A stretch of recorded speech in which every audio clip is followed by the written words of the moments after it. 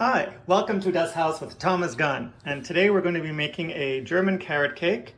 In German this is called Möhren-Nuss-Torte, meaning carrot nut torte. In German, carrots can be either called Karotten or Möhren. So I'm going to give you the ingredients here, but for the actual amounts, go down below in the description box.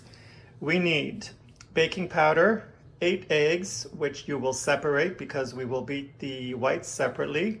You need ground hazelnuts, grated carrots, honey, the rind from 1 orange, and 3 tablespoons of orange juice. Hopefully your 1 orange will give you those 3 tablespoons. Once this is out of the oven and cooled, there is a glaze that will go on top, so we will address that later on in the video. So we're ready for the first step.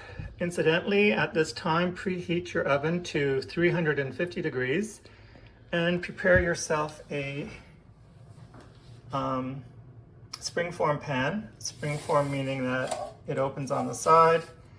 Line it with some parchment paper and then rub it with butter. I also went up the sides. This is 24 centimeters, but you could go up to 28 centimeters. It'll just, you'll need to adjust the baking time. So the first step, we have our 8 egg yolks. With the whisk attachment in our machine, we're going to add 3 tablespoons of orange juice. And we are going to add the rind from 1 orange. And now you are going to beat this until it becomes thick and creamy, at which point we'll come back.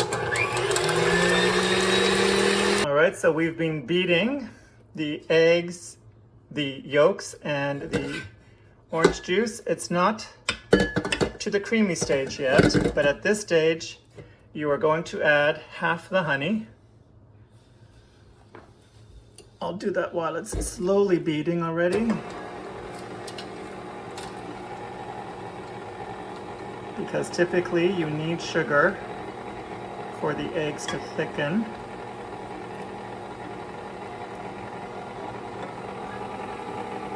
So there's half the honey. We're going to put this on high and keep beating until it becomes thicker. So it's been beating for about 2 minutes. At this stage, we're going to add the rest of the honey.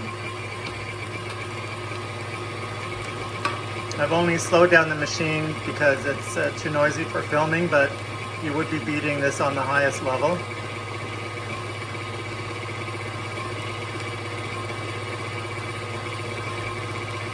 There we go. That's all the honey. Back to high speed until it gets thick. So here we go. I've just turned down the machine. As you can see, it's really grown in volume. If you lift it up, there. So, and this is like what they call the ribbon stage. So if you lift it up and you see it form a ribbon on top, that's where you want to get to. So now this, because I only have 1 machine, and probably most of you as well, and sometimes all the rind gets stuck on the whisk. Yeah, you can see it right here. So we're going to scrape that off into the bowl. And then we're going to pour all this into a separate bowl because I need this bowl to beat my egg whites. All right, so just get all your rind off the whisk and pour this into another bowl and then beat up your egg whites. So there we go. I'm just finishing up beating the egg whites, nice and thick. Okay, so the next step, here's our 4 teaspoons of baking powder. We're just going to mix that in to the ground hazelnuts. You can buy hazelnuts already ground, or as I did, you can grind them yourself. These were whole hazelnuts that I just put in the food processor. So there we go. That's all mixed in. So now you're going to take about a quarter to a third of your whites, and you're going to put that into your egg mixture, and at this point you can put it in roughly. We're just trying to lighten everything up.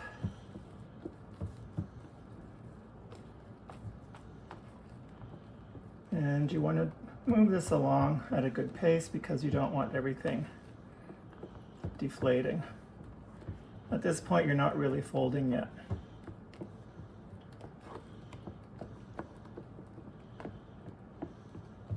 Okay, so that's pretty well incorporated. A few lumpy pieces don't matter. So now you're going to fold in the rest of your whites.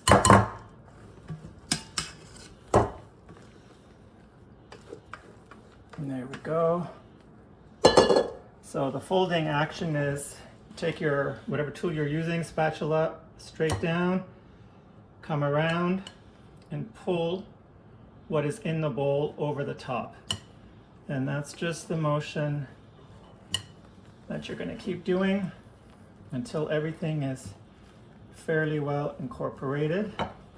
And the whole purpose to this method is not to deflate all the air that you've taken the time to beat into the eggs.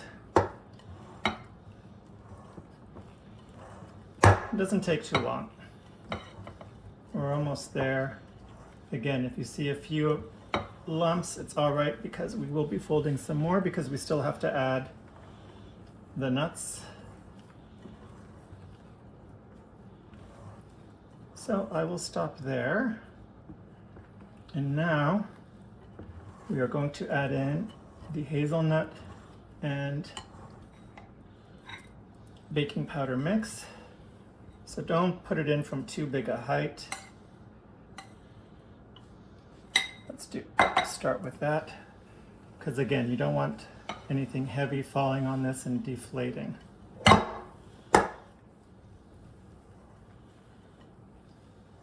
Don't worry, at this point it's bound to deflate somewhat because now we've added a heavier ingredient.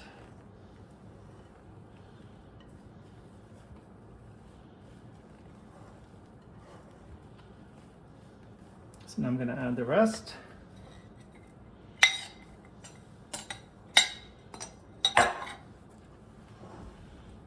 And now we're just going to keep folding this in.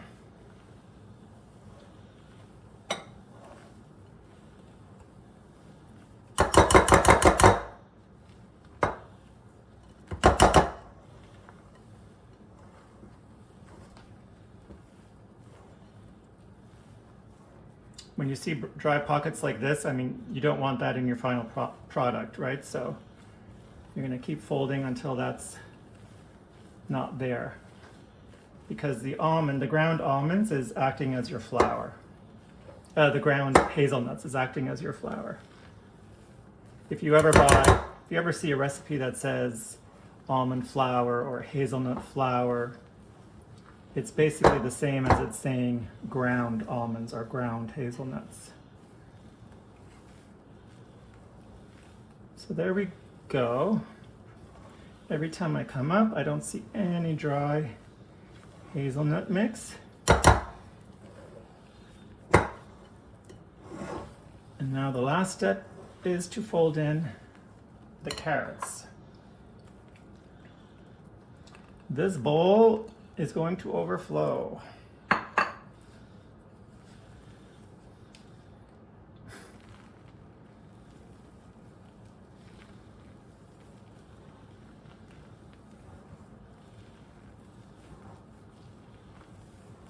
It's a little messy.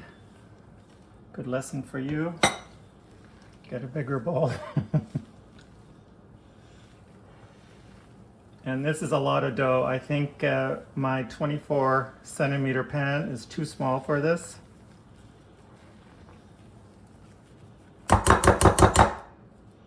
So I suggest using the 28 centimeter as I normally do.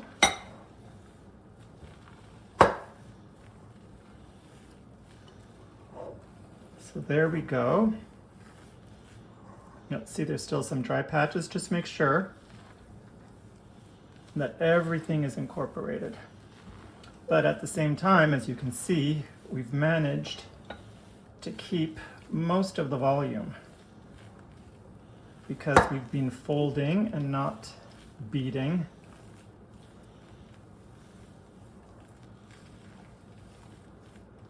It's a very nice, light dough. Batter, I should say batter, it's not a dough. All right, so there we go. See, another dry patch. Just want to make sure everything is incorporated.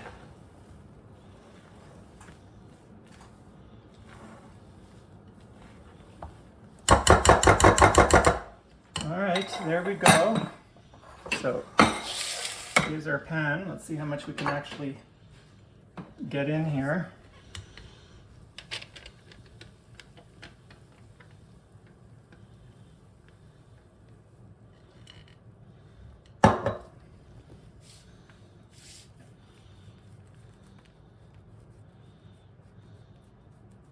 So what I'm going to do, I'm going to leave it at this level because I think that was almost half.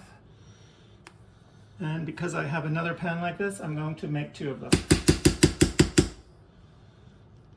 So you want to smooth out the top.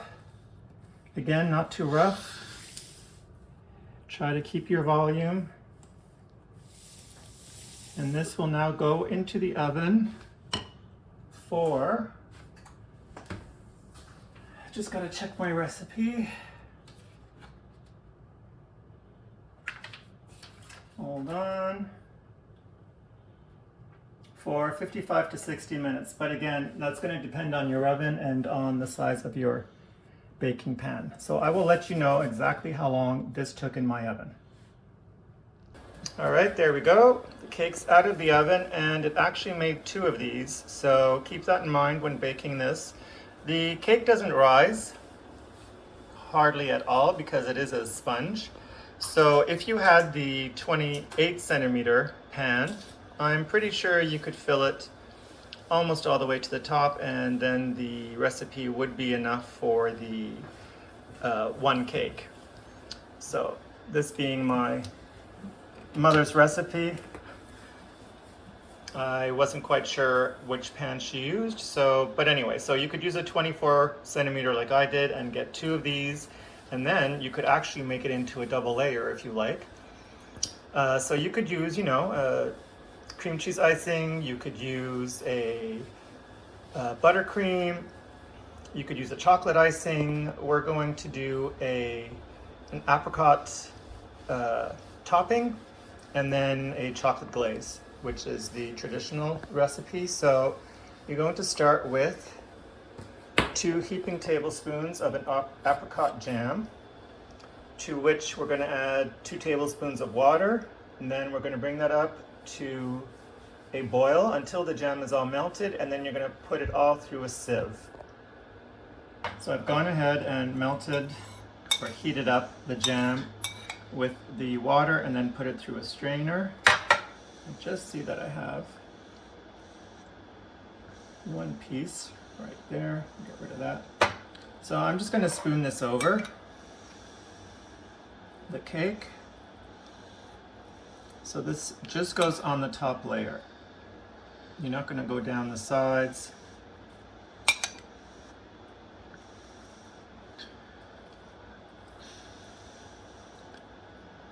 You could use a brush if you want, and I had taken one out, but this is actually working very well.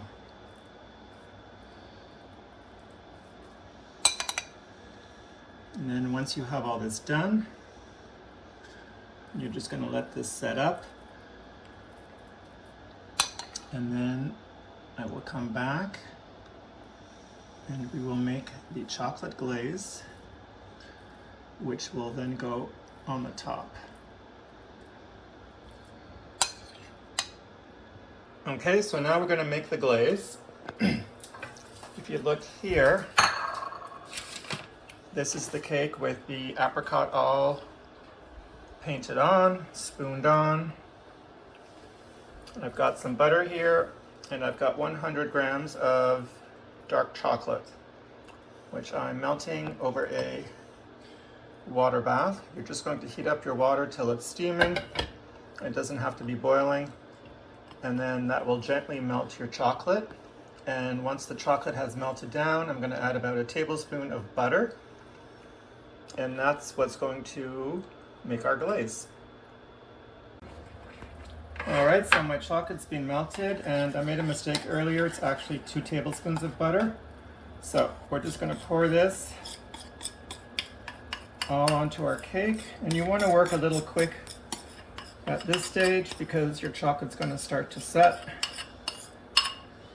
And now we're just going to push it out towards the sides and then bring it all the way to the edge so that you can start to get it to run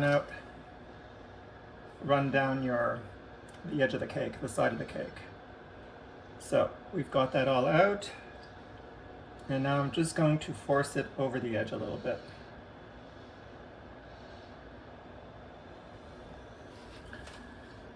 So just like this, push it out towards the edge so that you get a nice drizzle.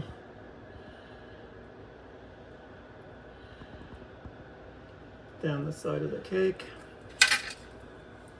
You won't be able to see this side, but I've got to get over there.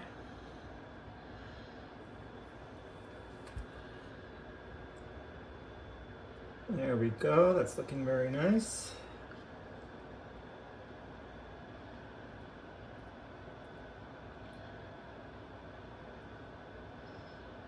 And then just give it a nice smoothing. It should settle down into a nice finish. Should be nice and glossy.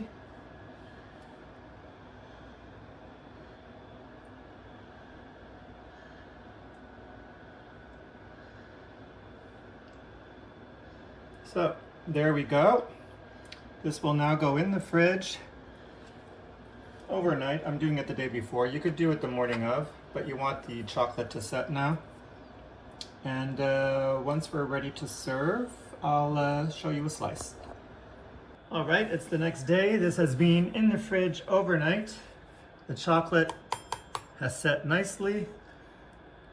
So we're just going to cut into this.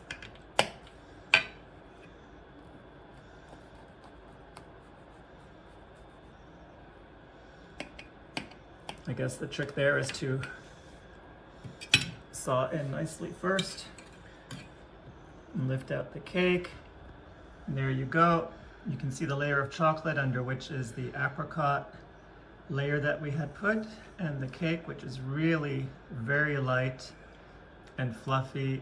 And remember that there's no processed sugar, it's just the sweetness from the honey and obviously from the chocolate, but this is dark chocolate. So there you go. German Nussmöhrentorte, German nut carrot torte. Give this recipe a try.